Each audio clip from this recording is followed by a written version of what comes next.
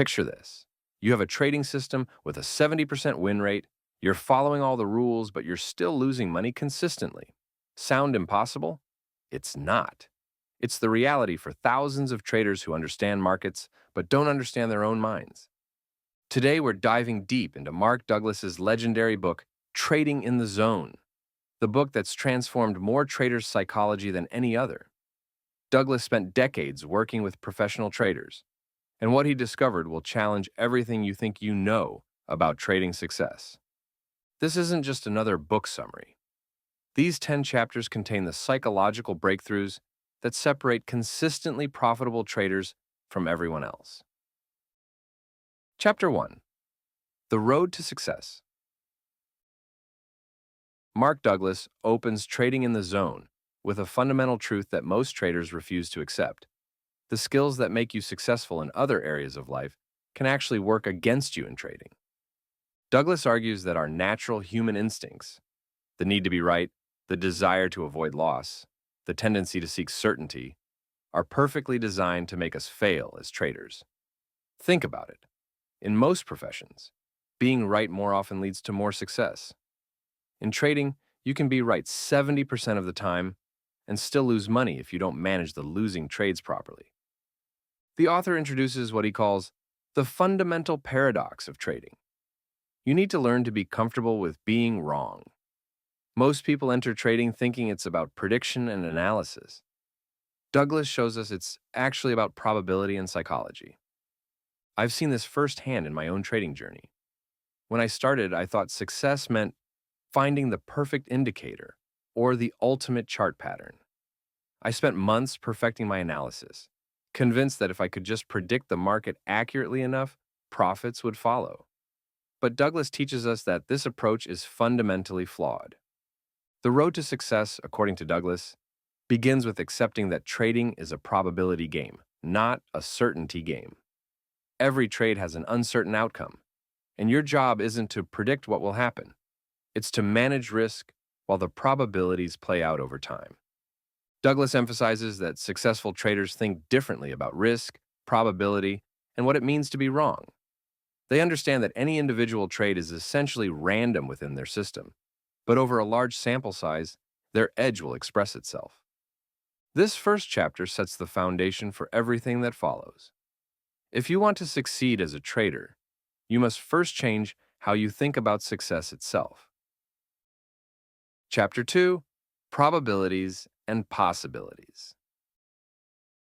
In Chapter 2, Mark Douglas introduces one of the most crucial concepts in the book, thinking in probabilities instead of certainties. This chapter completely changed how I approach every single trade. Douglas uses the example of casinos to illustrate this concept. A casino doesn't know which individual hand of blackjack will win or lose, but they know that over thousands of hands, their mathematical edge will generate consistent profits. They're not emotional about individual outcomes because they understand the bigger picture. As traders, Douglas argues, we need to adopt this same mindset. Your trading edge, whether it's a technical pattern, a fundamental analysis approach, or a combination of factors, might work 60% of the time. But that doesn't mean it will work on the next trade, or even the next 5 trades. Douglas explains what he calls the uncertainty principle of trading. Even if you have the best analysis in the world, the market can do anything at any moment. News can break, emotions can drive irrational moves, or technical levels can fail for no apparent reason. The key insight from this chapter is that successful traders don't try to eliminate uncertainty. They learn to be comfortable with it. They understand that each trade is just one outcome in a series of probabilities. I remember when this concept finally clicked for me. I had a setup that historically worked about 65% of the time, but I had just experienced 4 losses in a row. My natural instinct was to doubt the system, to modify it, or to skip the next signal. But Douglas's teaching helped me realize that 4 losses in a row was completely normal, even expected, for a 65% win rate system. Douglas introduces the concept of sample size thinking. Instead of focusing on this trade or that trade, successful traders think about their next 100 trades. They know their edge will express itself over time, but any individual trade could go either way. This probabilistic mindset frees you from the emotional roller coaster that destroys most traders' accounts and psychology. Chapter 3: Beliefs and Their Impact. Chapter 3 of Trading in the Zone dives into what Mark Douglas calls the psychological structure of trading. Douglas argues that our beliefs create our reality, and in trading, limiting beliefs are account killers. Douglas identifies several common limiting beliefs that sabotage traders. I need to be right to be successful. Losses mean I'm a bad trader. The market is out to get me. I can control the outcome of my trades. Each of these beliefs, Douglas explains, creates emotional responses that lead to poor trading decisions. If you believe you need to be right, you'll hold losing trades too long and cut winning trades too short. If you believe losses mean you're a bad trader, you'll avoid taking necessary trades or risk too little to be profitable. Douglas introduces the concept of beliefs as filters. We don't see the market objectively. We see it through the lens of our beliefs about ourselves, money, success, and risk. These filters determine how we interpret market information and, ultimately, how we trade. One of the most powerful sections in this chapter deals with beliefs about money. Douglas points out that many traders have unconscious beliefs that they don't deserve to be wealthy, or that making money easily is somehow wrong. These beliefs will sabotage trading success, even when the technical skills are solid. In my own experience, I discovered I had a limiting belief that easy money doesn't last. Whenever I had a string of profitable trades, I would unconsciously start taking more risk or making poor decisions because deep down, I didn't believe the success would continue. This self-sabotage continued until I identified and changed this underlying belief. Douglas provides practical exercises for identifying limiting beliefs, including keeping a detailed trading journal that tracks not just what you did, but what you were thinking and feeling when you did it. Patterns in your emotions and decisions will reveal the beliefs driving your behavior. The key insight: changing your beliefs about trading and money is just as important as learning technical analysis. Your beliefs will either support your success or undermine it, regardless of your market knowledge. Chapter 4: The Nature of the Mind. In Chapter 4, Mark Douglas takes us deep into the psychology of how our minds process information and make decisions. This chapter is crucial because it explains why even intelligent, successful people struggle with trading. Douglas explains that our minds are designed to avoid uncertainty and seek patterns, even where none exist. In everyday life, this serves us well. If we hear a noise at night, it's better to assume danger and be wrong than to ignore it and face real threats. But in trading, this same mechanism works against us. The author introduces what he calls the illusion of analysis. Many traders believe that if they just analyze hard enough, study enough charts, or find the right indicators, they can eliminate uncertainty from trading. Douglas shows this is impossible and counterproductive. Our minds want to create a cause and effect relationship between our analysis and market outcomes. When our analysis is right and we make money, we feel validated. When it's wrong and we lose money, we feel like failures. But Douglas argues that this thinking is flawed because it assumes we can control outcomes we cannot actually control. The chapter explores cognitive biases that affect trading decisions.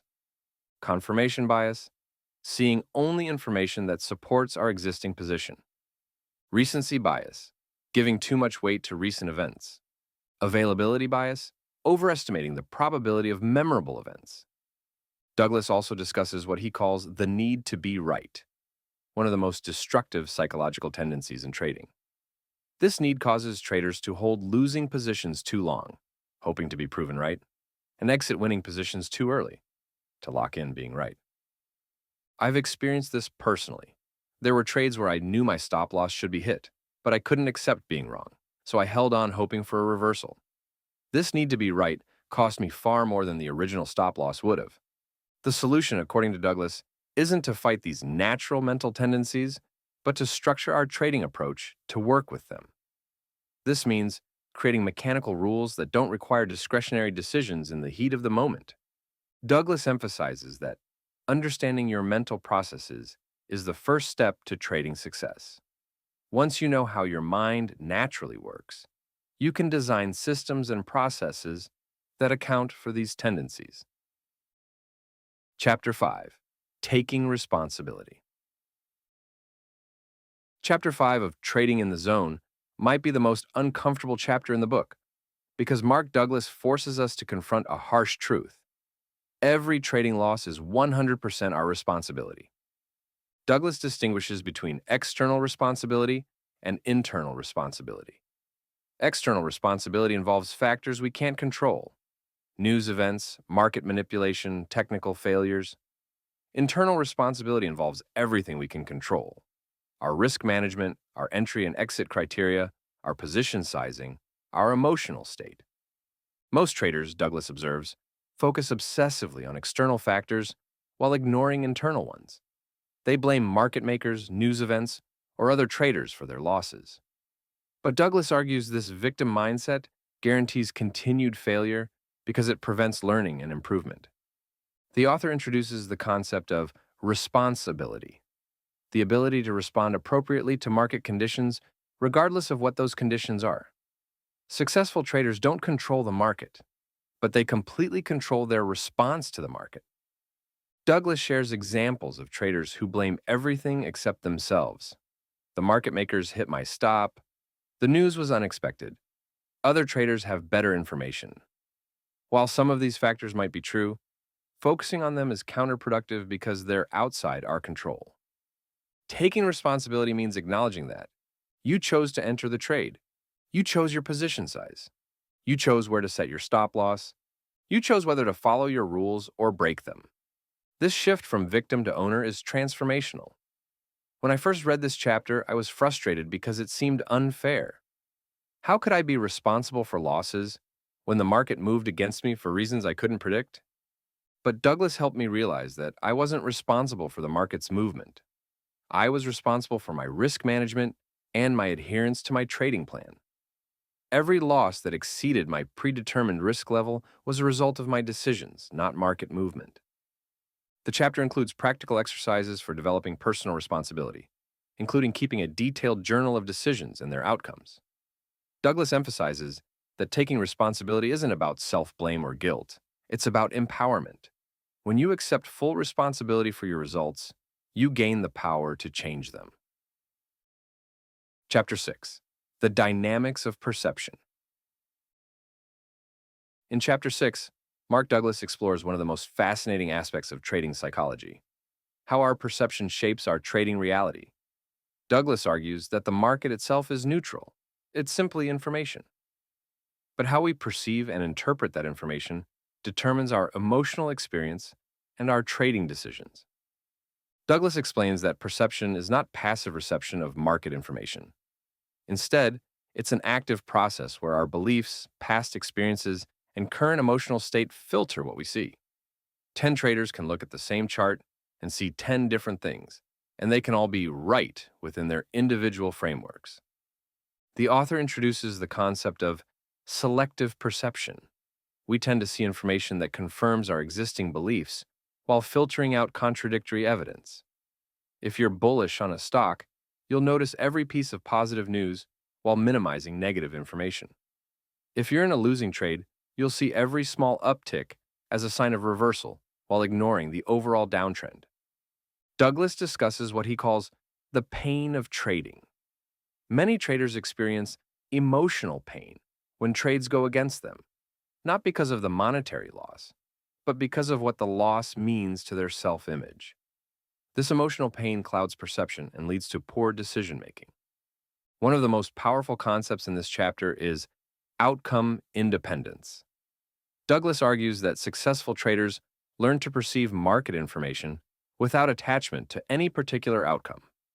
They can see both bullish and bearish possibilities simultaneously without emotional investment in either scenario. I've found this particularly challenging in my own trading. When I enter a long position, my natural tendency is to become emotionally invested in bullish outcomes. This attachment makes it harder to see bearish signals that might indicate I should exit the trade. Douglas provides practical techniques for developing more objective perception, regularly asking, "What else could this mean?" Consciously looking for evidence that contradicts your current position, practicing what he calls mechanical trading to remove discretionary interpretation. The key insight from this chapter is that changing how you perceive market information is just as important as changing your trading strategy. The same market information can lead to completely different trading decisions based on how you perceive and interpret it.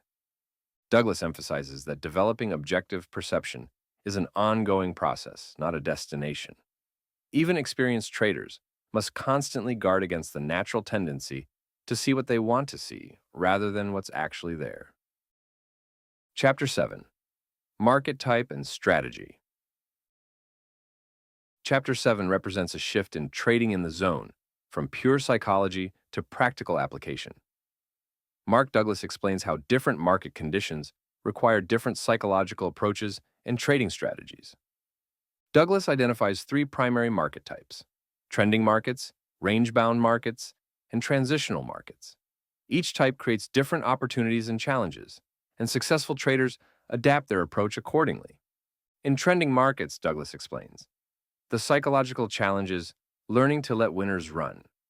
Many traders, conditioned by fear, will take profits too quickly in strong trends, missing the bulk of the move. The trending market rewards patience and the ability to stay with positions despite short-term fluctuations against you. Range-bound markets present the opposite challenge. Here, the successful strategy is often to take profits quickly and be prepared for frequent reversals. The psychological difficulty is resisting the urge to hold positions too long, hoping for a breakout that may not come.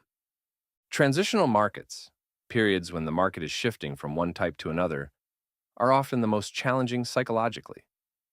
Douglas notes that many profitable strategies will fail during these periods, and traders must learn to recognize when market character is changing and adapt accordingly. Douglas emphasizes that there's no single strategy that works in all market conditions. This is psychologically difficult for many traders, because it means accepting that periods of losses are inevitable when your strategy doesn't match current market conditions. The author discusses what he calls strategy flexibility, the ability to shift approaches as market conditions change. This requires both technical skill in recognizing different market types and psychological flexibility in abandoning approaches that are no longer working. In my experience, this has been one of the most practical chapters in the book. I learned to identify when I was trying to force trending strategies in range-bound markets or mean reversion strategies in trending markets. This mismatch between strategy and market type explained many of my frustrating losing streaks. Douglas provides guidance on developing multiple approaches for different market conditions while maintaining psychological discipline across all of them. The key is having predefined criteria for identifying market type and predetermined strategies for each type. The psychological insight here is that losses aren't always due to poor discipline or bad analysis. Sometimes they're due to using the wrong approach for current market conditions. Chapter 8. The Importance of Discipline. Chapter 8 of Trading in the Zone focuses on what Mark Douglas considers the cornerstone of trading success: discipline. But Douglas's definition of discipline goes far beyond simply following rules. It's about creating harmony between your conscious intentions and your actual behavior. Douglas explains that most traders know what they should do. They have trading plans, risk management rules, and entry-exit criteria. The problem isn't knowledge, it's execution. The gap between knowing what to do and actually doing it is where most trading careers are destroyed. The author identifies what he calls internal conflict as the primary enemy of discipline. This conflict occurs when one part of your mind knows the right action, but another part wants to do something else. For example, your trading plan might say to cut losses at 2%, but your ego wants to hold on to prove you were right. Douglas introduces the concept of mechanical trading as a solution to discipline problems. By creating specific, detailed rules that don't require discretionary decisions, traders can avoid the internal conflicts that lead to discipline failures. The chapter explores common discipline failures, not taking valid signals because of fear, taking invalid signals because of greed or impatience, moving stop losses to avoid taking losses, taking profits too early to avoid giving back gains, overtrading after wins or losses. Each of these failures, Douglas explains, stems from internal conflicts between different parts of the trader's psychology. Douglas provides a framework for developing discipline that he calls mechanical trading. This involves creating rules that are so specific and objective that they require no interpretation. Instead of a rule like cut losses when the trade goes against you, a mechanical rule might be exit any position that closes below the 20-period moving average for 2 consecutive days. I found this approach incredibly helpful in my own trading. When I first read this chapter, I realized that many of my discipline problems weren't due to lack of willpower. They were due to vague rules that required discretionary decisions in emotional moments. Douglas emphasizes that developing discipline is a process, not an event. Each time you follow your rules despite wanting to do otherwise, you strengthen your discipline. Each time you give in to impulses, you weaken it. The key insight: discipline isn't about forcing yourself to do things you don't want to do. It's about aligning all parts of your psychology around your trading objectives so that following your rules feels natural and automatic. Chapter 9. The Zone. Chapter 9 is the heart of Mark Douglas's Trading in the Zone, where he describes the optimal psychological state for trading. Douglas defines the zone as a mental state where you operate from your true capabilities without the interference of fear, greed, or other emotions. In the zone, Douglas explains, there's no internal conflict between what you should do and what you want to do. They become the same thing. You execute trades without hesitation, manage risk naturally, and remain calm regardless of whether individual trades win or lose. Douglas describes the characteristics of trading in the zone: complete acceptance of uncertainty, no attachment to being right or wrong, no emotional reaction to wins or losses, perfect trust in your abilities and your system, effortless execution of your trading plan. The author explains that the zone isn't a mystical state that only master traders can access. Instead, it's your natural state when psychological interference is removed. Most traders, Douglas argues, spend their energy fighting internal conflicts rather than simply executing their approach. Douglas identifies the primary obstacles to reaching the zone: need to be right, fear of being wrong, need to control outcomes, attachment to money, internal conflicts about deserving success. Each of these obstacles creates what Douglas calls psychological energy drains that prevent optimal performance. The chapter includes specific techniques for cultivating zone-like states, accepting every outcome in advance, focusing on process rather than results, trading smaller sizes to reduce emotional attachment, developing what he calls outcome independence. Douglas emphasizes that the zone isn't about having special powers or supernatural abilities. It's about trading from your natural capabilities without psychological interference. I've experienced glimpses of what Douglas describes, usually during periods when I was completely focused on following my process without caring about the results of individual trades. During these periods, trading felt effortless, and my results improved dramatically. The key insight from this chapter is that the zone emerges naturally when you remove the psychological obstacles that usually interfere with your performance. You don't achieve the zone. You uncover it by eliminating what prevents it. Douglas makes clear that the zone isn't a permanent state. It's something you cultivate and return to repeatedly as you develop greater psychological mastery. Chapter 10. Consistency and the Big Picture. The final chapter of Trading in the Zone brings everything together around what Mark Douglas considers the ultimate goal: consistency. Douglas argues that consistency, the ability to generate steady returns over time with manageable risk, is more important than spectacular gains or perfect trade selection. Douglas defines consistency in trading as the ability to create a steady flow of income from the markets, while keeping drawdowns within acceptable limits. This requires what he calls big picture thinking, understanding that any individual trade is just one data point in a much larger sample. The author explains that most traders focus on the wrong metrics. They measure success by their best trading day or their highest account balance, ignoring the sustainability of their approach. Douglas shows that true success is measured by steady, predictable growth over extended periods. Douglas introduces what he calls the consistency paradox. The more you focus on making money from any individual trade, the less consistent your overall results become. Conversely, the more you focus on flawless execution of your process, the more consistent your financial results become. The chapter explores the mathematical reality of trading consistency. Douglas explains that even profitable traders will experience losing streaks, drawdown periods, and times when their approach seems to stop working. These aren't failures. They're inevitable parts of any statistical process. Douglas provides specific guidance for developing consistency. Focus on process metrics rather than outcome metrics. Think in terms of monthly and quarterly performance rather than daily results. Develop multiple approaches for different market conditions. Maintain detailed records to identify patterns in your performance. Continuously refine your approach based on objective feedback. One of the most valuable sections deals with managing drawdowns, periods when your account value decreases despite following your rules. Douglas explains that drawdowns are mathematically inevitable and psychologically challenging.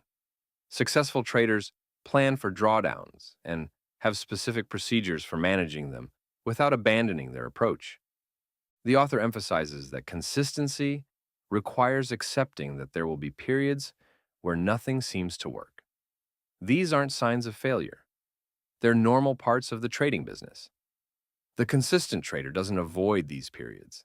They navigate through them while preserving capital and maintaining discipline. Douglas concludes with the insight that consistency comes from understanding that trading is a business, not a hobby or gambling activity. Like any business, it requires capital allocation, risk management, performance measurement, and continuous improvement. Conclusion. Mark Douglas's Trading in the Zone fundamentally changed how thousands of traders think about markets and themselves. The book's central message is that trading success is 90% psychological and only 10% technical knowledge. The 10 chapters we've covered today represent a complete psychological framework for trading success. From Chapter 1's foundational insight that conventional thinking works against us in trading, to Chapter 10's focus on consistency as the ultimate goal, Douglas provides a roadmap for developing the psychological skills necessary for long-term success. The key insights from Trading in the Zone that have impacted my own trading most profoundly. First, the recognition that uncertainty is not something to be eliminated, but embraced. The market will always be unpredictable, and trying to achieve certainty is a losing game. Second, the understanding that beliefs create reality in trading. Our internal beliefs about money, success, and our own worthiness will either support or sabotage our trading results. Third, the realization that discipline isn't about willpower. It's about creating systems and processes that align with how our minds naturally work. And finally, Douglas's insight that the zone, optimal trading performance, isn't something we achieve, but something we uncover by removing the psychological obstacles that interfere with our natural capabilities. What makes Trading in the Zone different from other trading books is Douglas's focus on the internal game rather than external techniques. While most books teach you what to think about the markets, Douglas teaches you how to think as a trader. The practical application of these concepts requires ongoing work. Reading the book once isn't enough. These psychological principles must be practiced and reinforced until they become automatic.